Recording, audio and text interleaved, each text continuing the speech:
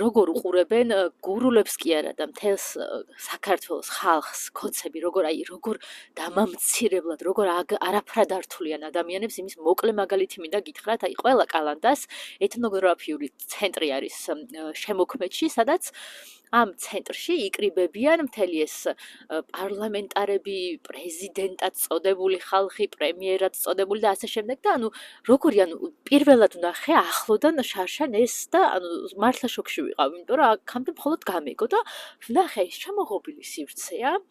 იქ არის გურულიო და რაღაცა იქ ჩურჩხლების იღებენ, გოჭები, მწვადები, ინდაურები, შემწვარი მოხრაკული საოცრებები,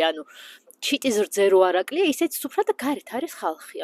გარეთ არის ხალხი, სადაც კონცერტია, ვითომ სიცივეში, ყინვაში, არაუშავს, კაი, 15,000 ლარს უხდის, გაჭირებული გურია, ამ მომღერლებს იქ ვინც მღერიან სხვათა შორის, მაგრამ ეს სურათი არის საოცრება. ეს